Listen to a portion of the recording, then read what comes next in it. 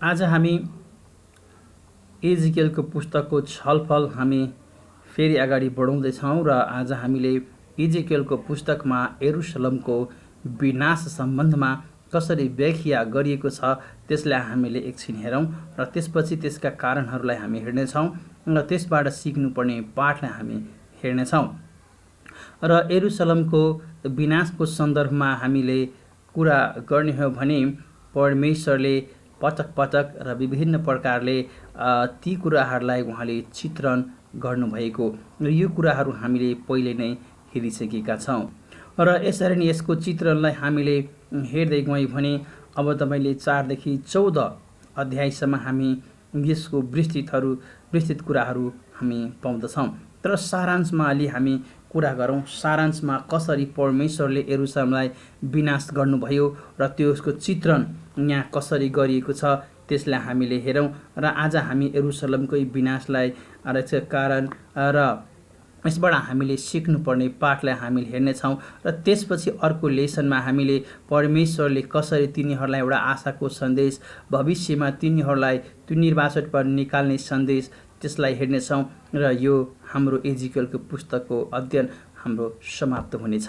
त्यस कारणले आजको मुख्य विषयवस्तु हामी हेरौँ यरुशलेमको विनाश जुन एजिकेलको पुस्तकमा वर्णन गरिएको छ र यसलाई हामीले एकछिन विचार गरौँ।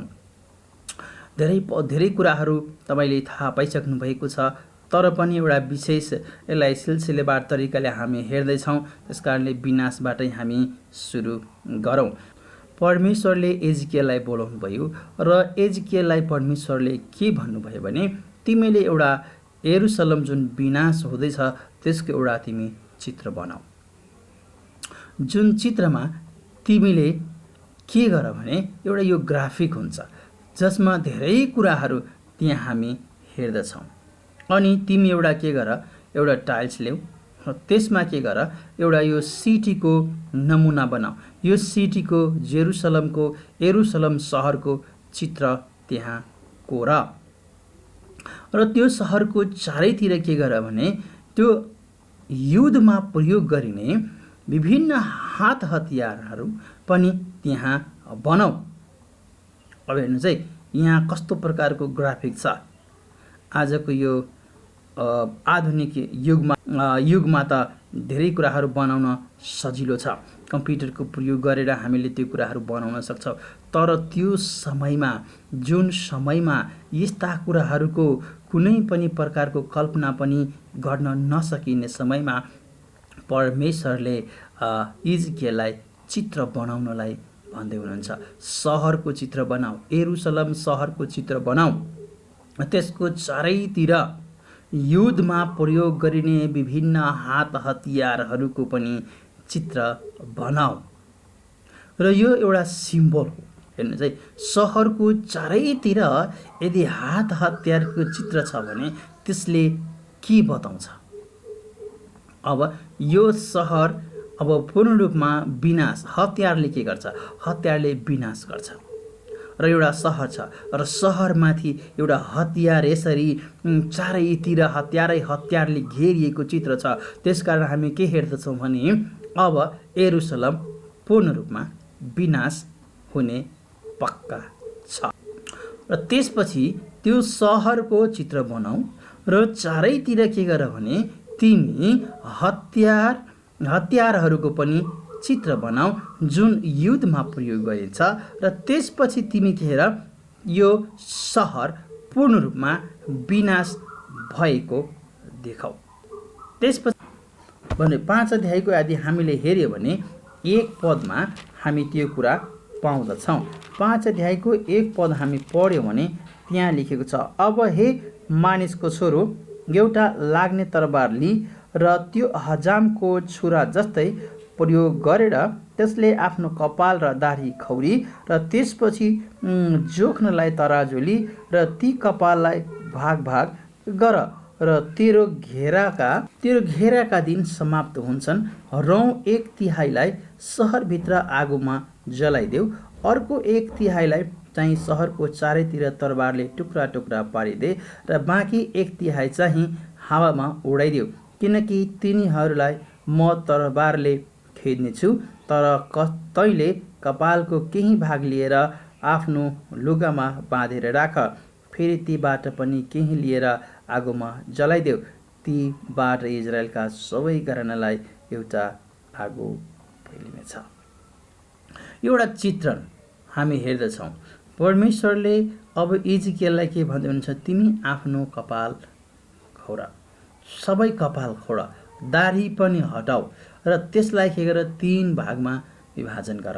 एउटा भागलाई जलाइदेऊ, अर्को भागलाई झन् तरबारले टुक्रा टुक्रा पारेर ती सहरहरूमा छडिदेऊ, अनि त्यसपछि हामी हेर्दछौँ अरू हावामा उडाइदेऊ। यहाँ 3 प्रकारले हामी हेर्दछौँ र यो 3 प्रकार के छ, यो एउटा प्रतीक हो कसरी यरुशलेममाथि दुःख आइपर्ने, त्यो सहर विनाश कसरी हुँदैछ र त्यसरी परमेश्वरले तिनीहरूलाई परमेश्वरलाई अपमान गरेको कारणले तिनीहरूमाथि दण्ड। र अब हामीले जब 8 देखि 11 अध्यायसम्म हामी पढ्यौँ भने एउटा ठुलो पाप तिनीहरूले गरेको पाउँदछ। त्यो के छ भने मूर्ति पूजा हो।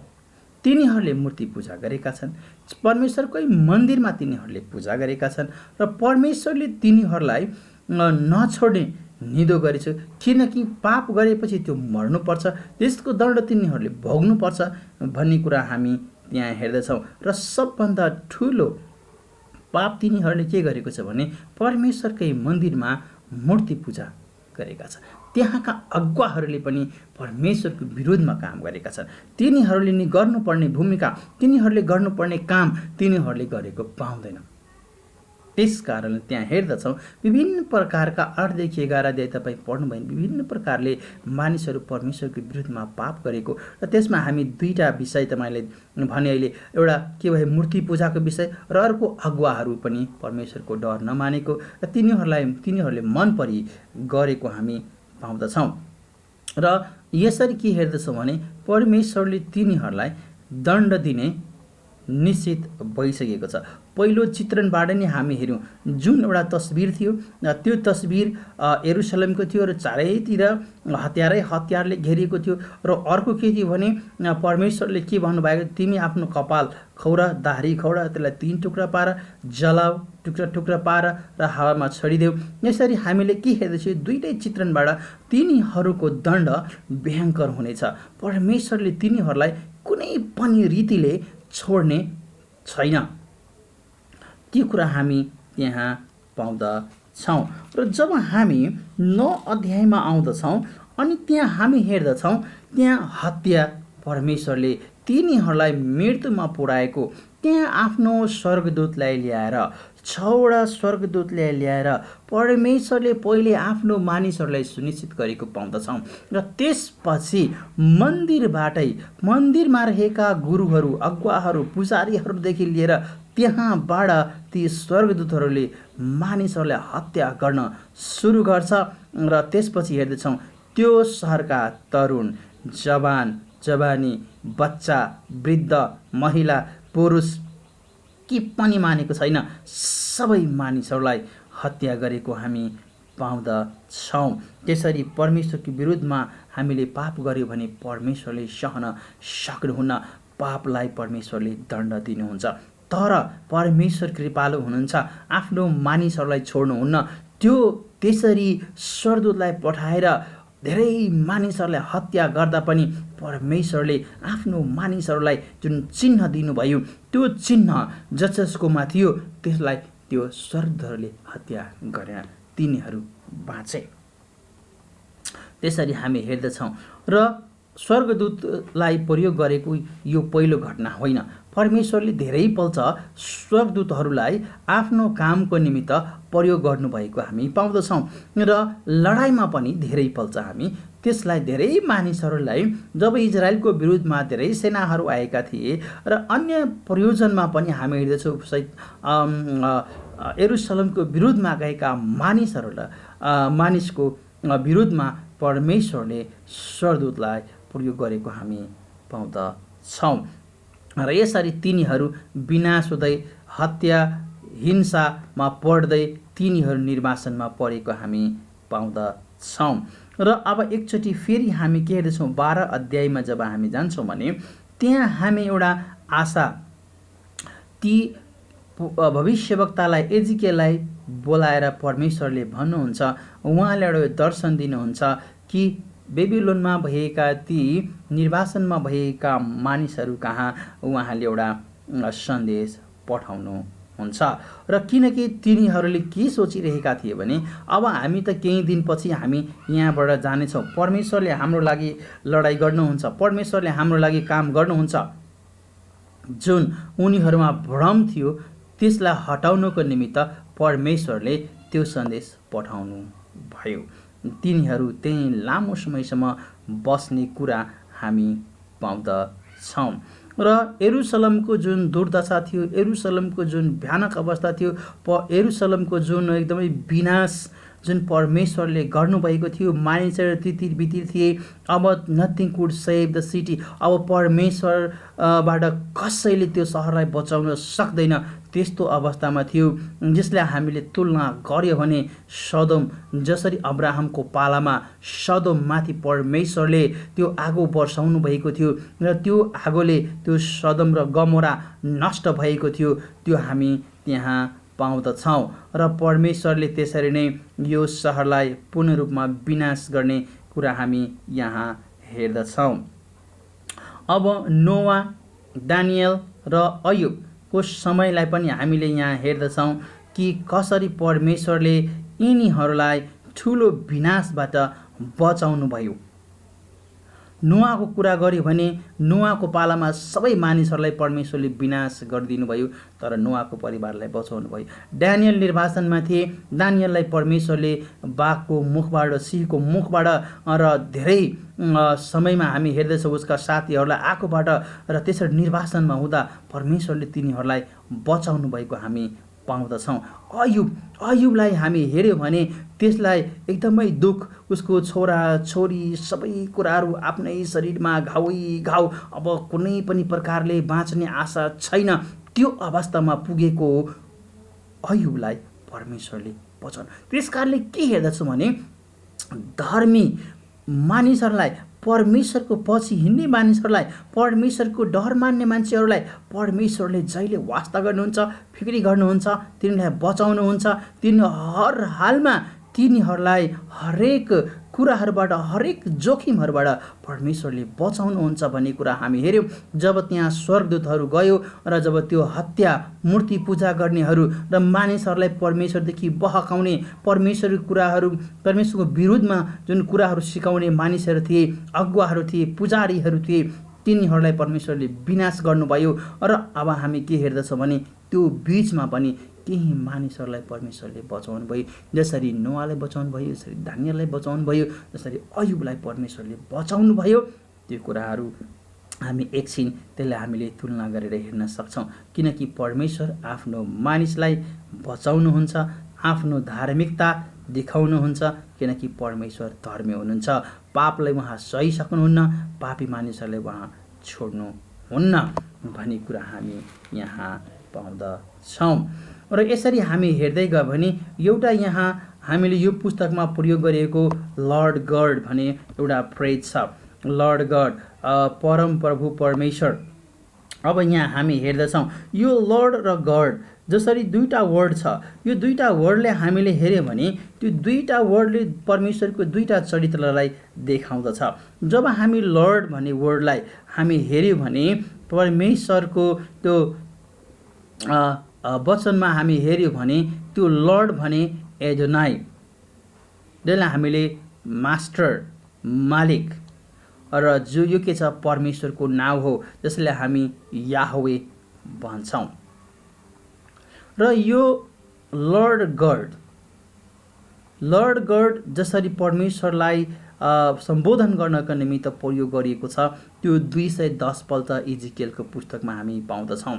अब यहाँबाट के हेर्छ भने लर्ड जुन परमेश्वर मालिक हुनुहुन्छ, जुन उहाँ सर्वेसर्वा हुनुहुन्छ, सबै कुराहरू माथि उहाँ हुनुहुन्छ भन्ने कुरा देखाउँछ भने त्यसपछि परमेश्वर जुन गड भन्ने वर्डको युज गरेको छ, जुन याहवे परमेश्वर हुनुहुन्छ, जो आफैमा सेल्फ एक्जिस्टेन्ट आई एम भनेर जुन उहाँले मोसालाई भन्नुभयो, त्यो परमेश्वरको हामी यहाँ कुरा गर्दछौँ।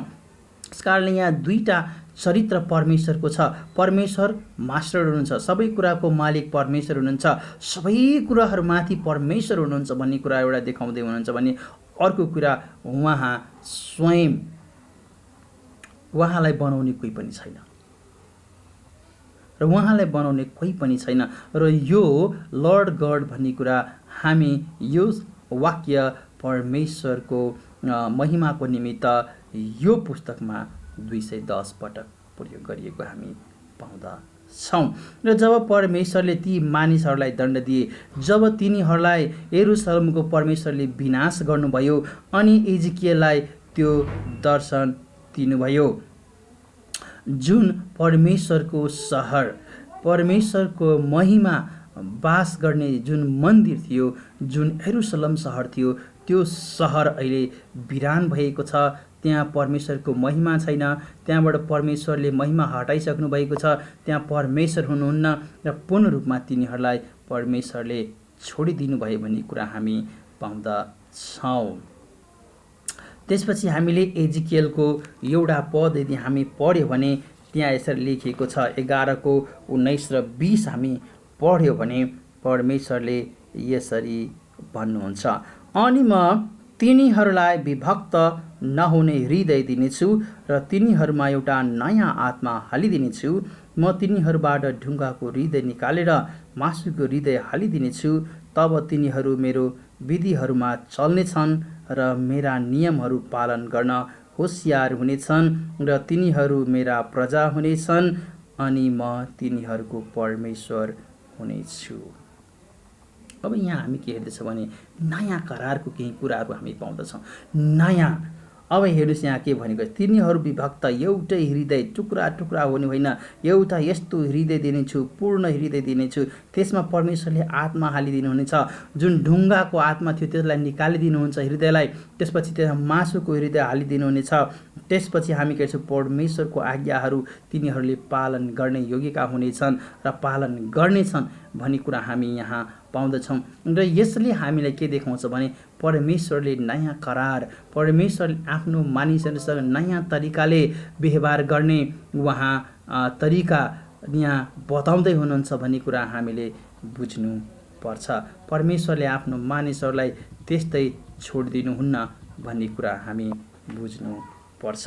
त्यसपछि हामी यहाँ यरुशलेमको विनाशको कारणहरू हामी केही हेर्नेछौँ र परमेश्वरले कसरी यरुशलेमलाई विनाश गर्नुभयो र त्यसको केही सारमा हामीले कारणहरू हेऱ्यौँ। र यहाँ पनि फेरि एकपल्ट त्यसलाई हामीले हेर्दछौँ कि कसरी यरुशलेमलाई एक्जाइलमा निर्वासनमा पठाएर र यरुशलेमका मानिसहरू निर्वासनमा पठाएर त्यहाँ त्यो ठाउँलाई र आफ्नो मन्दिरलाई पूर्ण रूपमा छत विछत गरेर कुनै पनि प्रकारले त्यहाँ त्यसको पूर्ण रूपमा विनाश गरेको हामी पाउँदछौँ।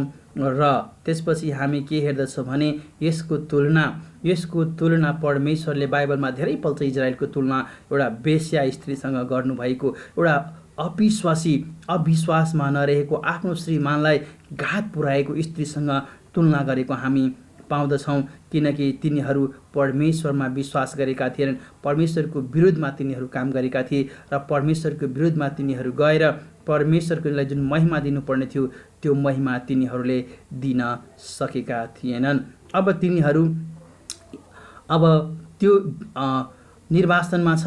अब तिनीहरू त्यो दुःख एकदमै ठुलो छ र तिनीहरूले अहिले जसरी त्यति बेला इजिप्टमा तिनीहरू आशा रहित थिए, अब यहाँ पनि तिनीहरू त्यही अवस्थामा पुगेको छ। अब सहयोग गर्ने कोही पनि छैन। जसरी इजिप्टमा इजरायलका मानिसहरू थिए र तिनीहरूलाई सहायता गर्ने कुनै उपाय थिएन, त्यहाँका मानिसहरूले अत्याचारमाथि अत्याचार गर्दै थिए, तिनीहरूलाई दण्ड दिँदै थिए, तिनीहरूलाई खान लाउन बस्न समस्या भइसकेको थियो। त्यसरी नै यहाँ निर्वासनमा भएका मानिसहरूलाई कुनै पनि प्रकारले परमेश्वरले राहत दिनु भएन, कुनै पनि प्रकारले तिनीहरूलाई छोड्नु भएन, तिनीहरूलाई कुनै पनि प्रकारले परमेश्वरले सहायता गर्नु भएन भन्ने कुरा हामी हेर्दछौँ। र अब हामी यहाँ अलि एउटा 16 अध्यायको 16 पद हामी पढ्यो भने त्यहाँ केही कुराहरू हामी पाउँदछौँ। 16 अध्यायको 16 पद पढ्यो भने यसरी हामी लेखेको पाउँछौँ र यहाँ यसरी लेखिएको छ, आफ्नो केही वस्त्र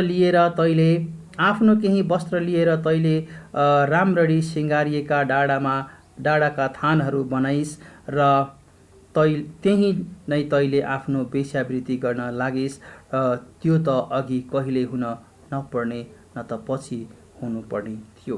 अब यहाँ परमेश्वरले आरोप लाउँदै हुनुहुन्छ, तिमीहरू चिटिक्क पर। वेश्याहरू के गर्छ भने चिटिक्क पर्छ, बेलुका हुन्छ अनि उनीहरू राम्रो राम्रो लुगा लाउँछ, विभिन्न प्रकारले तिनीहरू सजिएर बाटोमा निस्किन्छ र मानिसहरूलाई घात लाएर हुन्छ, तिनीहरूलाई बोलाउँछ र तिनीहरू त्यसको जालमा पर्छ र तिनीहरू पनि अब त्यसरी नै वेश्यावृत्तिमा लाग्छ र तिनीहरूले आफ्नो जीवनलाई बिगार्छ, आफ्नो परिवारलाई बिगार्छ, आफ्नो सबै कुराहरूलाई बिगार्छ भन्ने कुरा हामी पाउँदछौँ।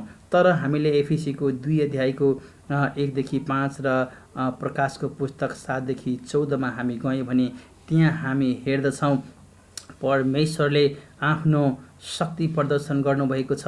परमेश्वरले आफ्नो मानिसहरूलाई कसरी फेरि वास्ता फिक्री गर्नुभएको छ भन्ने कुरा हामी त्यसलाई तपाईँले पढेर हेर्नुहोस्। त्यहाँ लेखिएको छ तपाईँको एफिसीको 2 अध्यायमा तपाईँ हेर्नुभयो भने नयाँ करारमा, किनभने भर्खरै हामीले पढेको थियौँ परमेश्वरले कसरी एउटा नयाँ हृदय दिने, तिनीहरूको सिङ्गो हृदय दिने र त्यसरी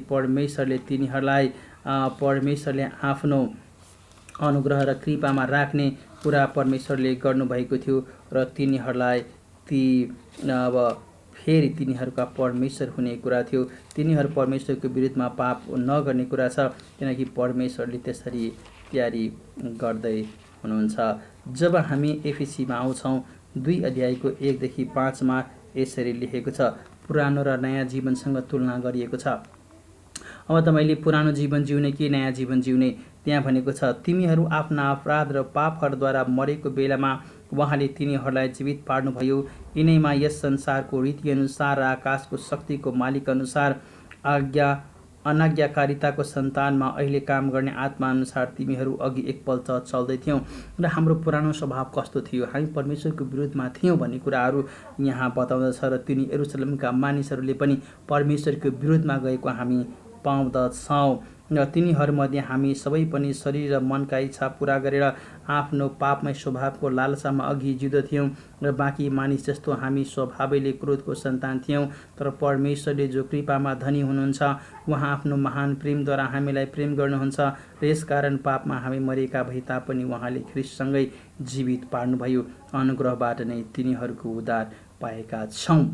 यहाँ हामी हेर्छौँ परमेश्वरको महान कृपा, परमेश्वरको अनुग्रहको बारेमा बताइएको छ। मानिसहरू दुःखमा भए पनि त्यसबाट निकाल्नलाई परमेश्वरले आफ्नो अनुग्रह कृपा देखाउनुहुन्छ र तिनीहरूले परमेश्वरको अनुसरण गर्ने, परमेश्वरमा जिउने, फेरि नयाँ जीवन पाएर तिनीहरू परमेश्वरको धार्मिकता तिनीहरूलाई दिने कुराहरू हामी हेर्दछौँ र रेभेलेसन प्रकाशको पुस्तक 7को 14मा गए भने त्यहाँ हामी हेर्दछौँ ख्राइस्टको धार्मिकताको सेतो पोसाक हामीलाई पहिराइनेछ र हामी येशू ख्रीष्टलाई नै पहिरिनेछौँ र त्यसपछि हाम्रो जुन एउटा स्ट्याटस छ परमेश्वरमा, त्यो स्ट्याटस हामीले पाउँछौँ र परमेश्वरलाई हामी धन्यवाद दिन सक्दछौँ। अब यहाँ अन्य जातिहरूसँग र अन्य देवी देवताहरूको बीचमा इजरायलहरू अहिले छ, तिनीहरू अनिर्वासनमा छन् र तिनीहरू अहिले परमेश्वरमा आशा गर्ने भएका छन् र परमेश्वरमा जसरी उनीहरूले यहोवा परमेश्वरमा आशा गरिरहेका छन् र हामी त्यसरी हेर्दछौँ ती अन्य देशमा छन्, तर तिनीहरूको भरोसा र आशा अहिले परमेश्वरमा फेरि फर्केर आएको हामी पाउँदछौँ र जसरी परमेश्वरले अन्य देशहरूलाई दण्ड दिनुभयो त्यहाँ हामी पाउँदछौँ अब सामरियालाई अन्य देशहरूलाई जसरी पापमा तिनीहरू बढ्दै गए परमेश्वरले दण्ड दिनुभयो, आफ्नो ठाउँबाट तिनीहरूलाई हटाउँदै गए। जसरी इजरायलका 12 घरानालाई हामी यहाँ हेर्दछौँ टुक्रा टुक्रा 2 र 10मा विभाजन गर्नुभयो। त्यसपछि त्यो 10वटा टुक्रालाई परमेश्वरले कसरी इजरायललाई चकनाचुर पारेर विभिन्न मानिसहरूको हातमा फालिदिनु भएको छ र यो जुदा र यरुसलेमका मानिसहरू पनि त्यसरी नै फेरि परमेश्वरको विरुद्धमा पाप गरेको हामी पाउँछौँ र यरुसलेमको हालत पनि आज त्यस्तै हामी पाउँदछौँ। त्यसकारणले हामी यहाँ के हेऱ्यौँ भने परमेश्वरले आफ्नो मानिसहरूलाई चुन्नुहुन्छ, परमेश्वरले आफ्नो मानिसहरूलाई बचाउनुहुन्छ, तर परमेश्वरको विरुद्धमा गएका, परमेश्वरको विरुद्धमा लागेका मानिसहरूलाई परमेश्वरले छोड्नुहुन्न र परमेश्वरले तिनीहरूलाई बचाउनुहुन्न भन्ने कुरा हामी पाउँछौँ। जब 18 को 2 पद हामी पढ्दछौँ, 2, 3, 4, एजेकियल 18 को 2, 3 र 4 पद यदि हामी पढ्यो भने त्यहाँ हामी हेर्दछौँ पाप गर्ने प्राण मर्नेछ र तिनीहरू पाप गरेका थिए र तिनीहरू मर्नुपर्छ भनेको छ। परमेश्वरको यो वचन म कहाँ आयो, इजरायलका देशको विषयमा भनेको यो उखान दोहोर्याएको अर्थ के हो? अमिलो अङ्गुर खाने बुवा अनि दाँत कुडिने चाहिँ छोराछोरी जस्तो म जीवित छु, परमप्रभु परमेश्वर भन्नुहुन्छ, तिमीहरू इजरायलमा कहिले यो उखान कहने छैन, किनकि हरेक जीवित प्राण मेरै हो। बुवा र छोरा दुवै एकै जस्तै मेरा हुन्, जुन प्राणले पाप गर्छ त्यही मर्दछ। अब यो नयाँ करारमा हामी यसरी पाउँदछौँ। पुरानो करारमा त्यहाँ हामी पढ्यो भने व्यवस्थाको पुस्तकमा जसको आमा बुवाहरूले पाप गर्छ भने परमेश्वरले तिनीहरूको घरानालाई पनि दण्ड दिने परमेश्वर त्यहाँ हामी पाउँदछौँ। तर यहाँ हामी एउटा नयाँ करारको जुन छ, आमा बुवाले यदि कुनै अमिलो कुरा खायो भने खाने मान्छेकै दाँत अब यहाँ हामी हेर्दछौँ त्यो आमा बुवाकै दाँत कुडिने, अब अमिलो लाग्ने भनेको उहाँकै मुखमा हो, उहाँकै दाँतलाई लाग्ने हो। तर अब आमा बुवाको पापको कारण छोराछोरीले पाउने होइन। त्यसकारण यहाँ परमेश्वरले नयाँ कुरा दिँदै हुनुहुन्छ इजरायललाई। त्यसकारणले इजरायलका मानिसहरूलाई परमेश्वरले सम्झिनुभयो र तिनीहरूलाई त्यहाँबाट निकाल्ने जुन एउटा आशा भरि सन्देश दिनुभयो, त्यस कुरामा हामी यहाँ हेर्दछौँ। सबै मानिसहरू आफ्नै पापको भागीदार हुनेछ र यो नयाँ करारको शिक्षा हो। नयाँ करारमा त्यसरी नै भनिएको छ, अब कसैको विरुद्धमा पाप गरेको छ भने त्यो व्यक्तिले मात्र त्यसको सजाय पाउनेछ। त्यसपछि हामी यहाँ अन्त्यमा के हेर्दछौँ भने यरुशलेम विनाश हुने अन्तिम प्रोफेसी अगमबानी 24 अध्यायमा हामी पाउँदछौँ।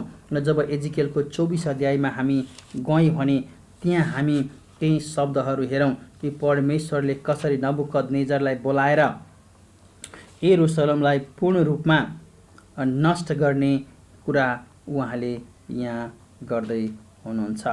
अब यहाँ हामी पढ्दै गयौँ भने 24 अध्यायको हामीले 15 देखि 18 पद पढौँ। 15 देखि 18 पदमा यसरी एजिकियलकी पत्नीको मृत्यु। अब यहाँ एउटा फेरि यहाँ परमेश्वरले एजिकियलको श्रीमतीलाई मृत्युदण्ड दिएको हामी भन्न मिल्दैन, तर परमेश्वरले पहिले नै भन्नुभएको थियो अब तिम्रो श्रीमती मर्नेछ भन्ने कुरा। परमप्रभुको यो वचन म कहाँ आयो, हे मानिसको छोरा, एउटै प्रहारमा म तँबाट तेरो आँखाको नानी लैजान लागेको छु। परमेश्वरले भन्नुभयो अब तिम्रो श्रीमतीलाई मैले लान लागेको छु, ऊ मर्न लागेको छ। तापनि तैँले शोक नरो र तेरा आँखाबाट केही आँसु नछार, चुपचाप बसेर सुस्केर हाल, मृतकको निम्ति शोक नगर, टाउकोमा फेटा र खुट्टामा जुत्ता लगा, तेरो मुख नछोप, मलामीहरूको खानेकुरा नखा। अब यहाँ कसैको श्रीमती मर्दैछ, तर परमेश्वरले अब एजिकियलको जीवनलाई पनि यहाँ हामी हेर्दछौँ यति नै कठिन अवस्थामा ऊ छ, उसको श्रीमती बित्दैछ, तर परमेश्वरले भन्नुहुन्छ तिमी नरौ, त्यहाँ पनि नजाऊ, कुनै पनि प्रकारले तिमीले रुनै हुँदैन, आँसु झार्नै हुँदैन।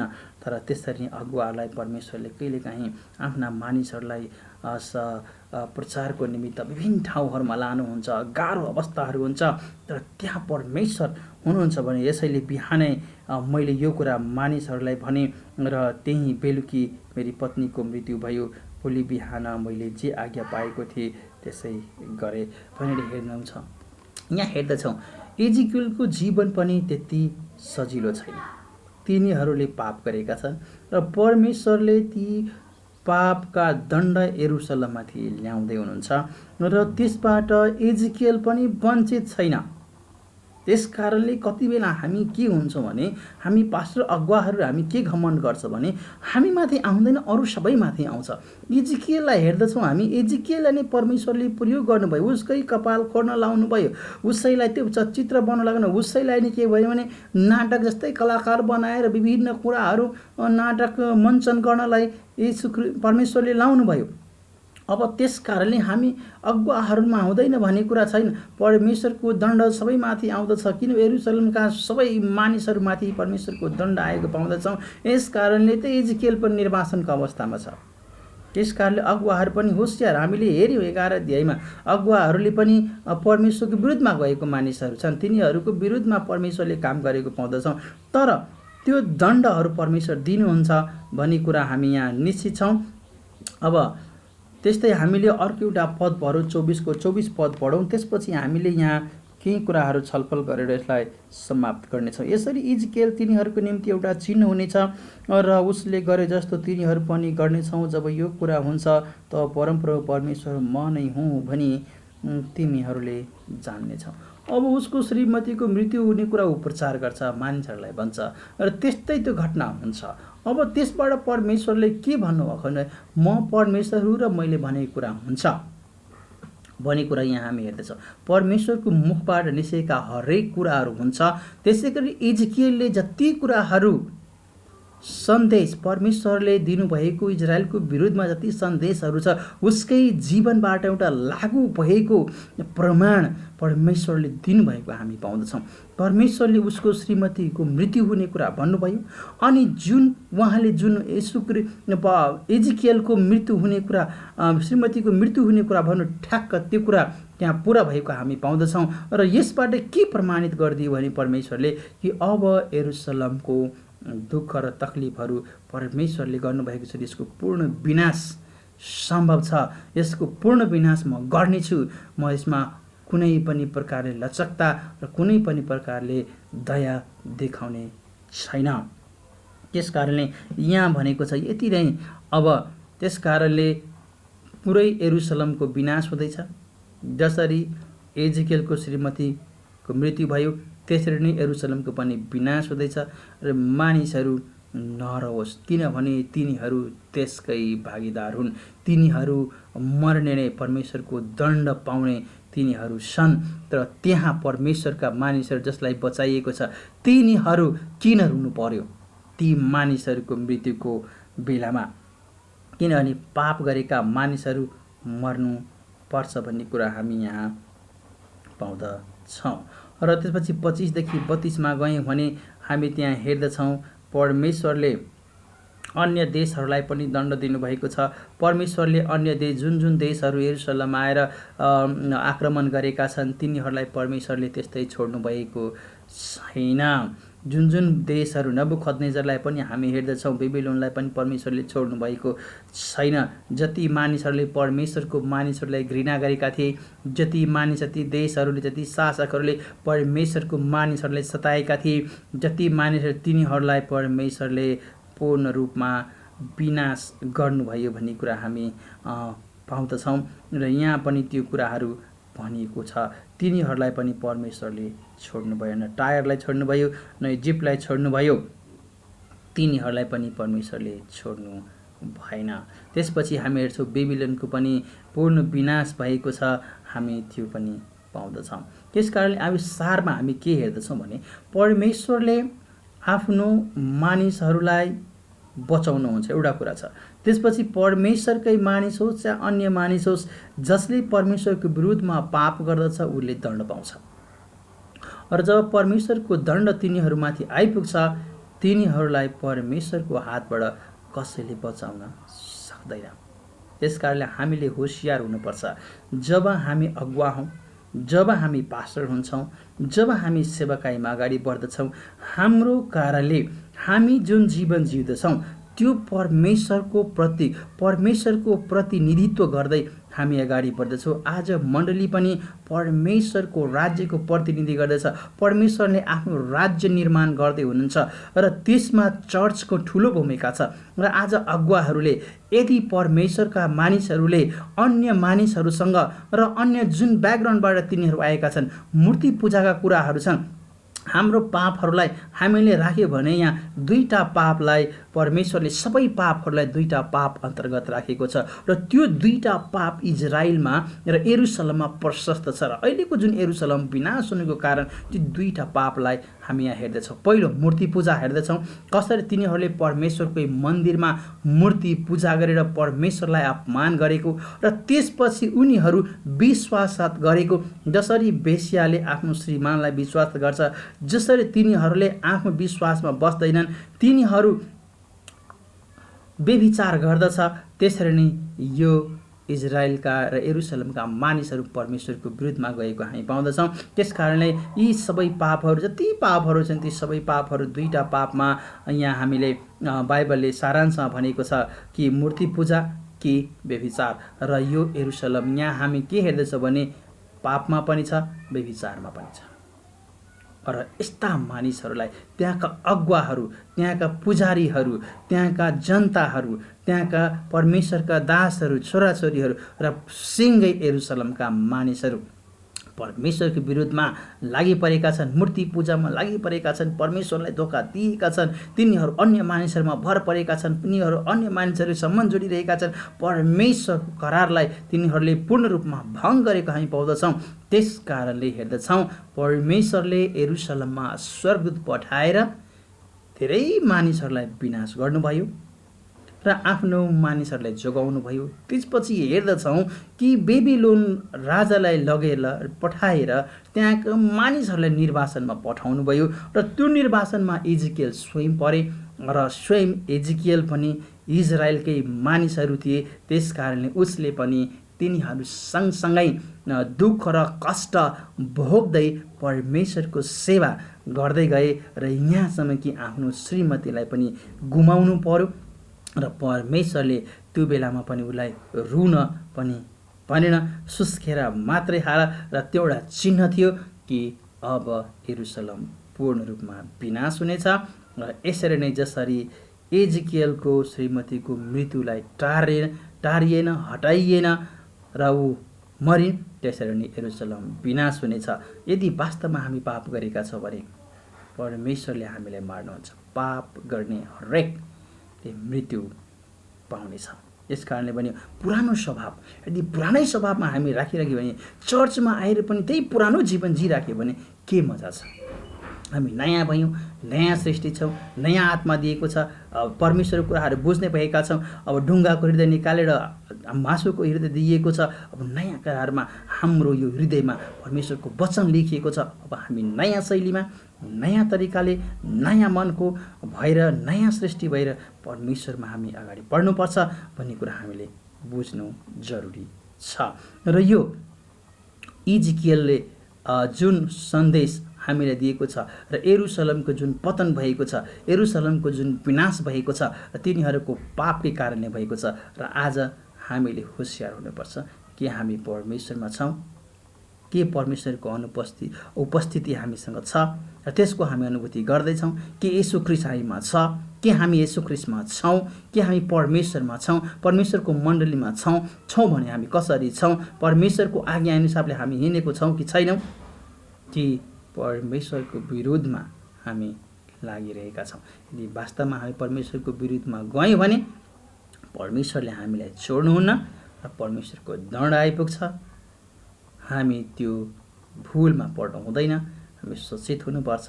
र हामी सेवक अगुवाहरू, जसरी इजरायलका अगुवाहरूले आफ्नो भूमिका निर्वाह गर्न सकेन, त्यसरी हामी आज परमेश्वरको जन, जसरी यरुसलेमका बासिन्दाले चुके, त्यसरी त्यहाँका अगुवाहरूले चुके, त्यहाँका पुजारीहरूले चुके, आज मण्डलीका पास्टर, अगुवा, डिकेन र त्यहाँका विश्वासीहरू यदि चुकेको छ भने परमेश्वरलाई हामीले महिमा दिन चुकेका छौँ। जब परमेश्वरलाई महिमा दिनबाट हामी वञ्चित छौँ, चुकेका छौँ भने परमेश्वरको दण्ड आइपुग्छ। हामीले त्यसरी वन्स सेभ्ड अलवेज सेभ्ड भन्छ। धेरैपल्ट यो हामी जुन झुटो दिलासा छ त्यसमा एकचोटि हामी परमेश्वरकोमा बप्तिस्मा लियौँ, परमेश्वरमा आयौँ, त्यसपछि जे गरे तापनि हुन्छ। जसरी इजरायलका मान्छेहरूले परमेश्वरको त्यो घरमा आउँदा परमेश्वरको मानिस हामी छौँ, अब जे गर्दा पनि हुन्छ, मूर्ति पूजा गर्दा पनि हुन्छ, जस्तो सुकै जीवन जिउँदा पनि हुन्छ, ती पुरानो स्वभावमा झुट बोलिराख्ने, ठगिराख्ने, सबै गरिराख्ने भन्ने छ, त्यस्तो हुँदैन।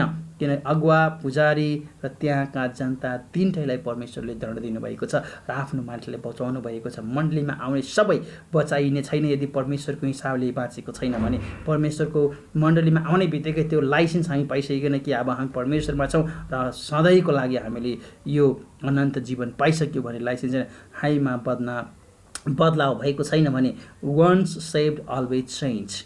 जब हामीले जसरी विश्वासमा सुरुवात गऱ्यौँ र त्यो पश्चातापको फल हाम्रो जीवनमा फलिँदैन भने, त्यसमा प्रशस्त मात्रामा फलिँदैन भने, त्यसमा हामीले बढ्दै गयौँ भने, पवित्र आत्माको फलहरू हामीमा छँदै छैन भने, जसरी हामी आत्मामा बढ्दै गयौँ भने, परमेश्वरको कुरामा बढेनौँ भने, त्यहाँ हामी होसियार, हामी बिचमा छैनौँ, छ कि छैनौँ भने जाँचिराख्नुपर्छ, डेली जाँच्नुपर्छ, डेली यो कुरालाई मनन गर्नुपर्छ, यसलाई हामीले बुझ्ने प्रयास गर्नुपर्छ। र यही कुरा हामी आज सिक्दछौँ कि हामी मण्डलीका मानिस, विश्वासीहरू, अगुवाहरू सबै होसियार हुनुपर्दछ, किनकि हामी परमेश्वरको विरुद्धमा जान सक्छौँ है, त्यो सम्भावना छ। त्यस कारणले हामी विचार गरौँ र तपाईहरू पनि अब परमेश्वरको सेवा गर्नलाई, तपाईँहरू अगुवा बन्नको निमित्त, मण्डलीमा सेवा गर्नको निमित्त, मानिसहरूले सिकाउनको निमित्त ट्रेनिङ लिँदै हुनुहुन्छ, तपाईँहरू पनि होसियार हुनुपर्छ। जसरी एजिकियलले सेवा गरे हामीले पनि सेवा गर्नुपर्छ। आमेन।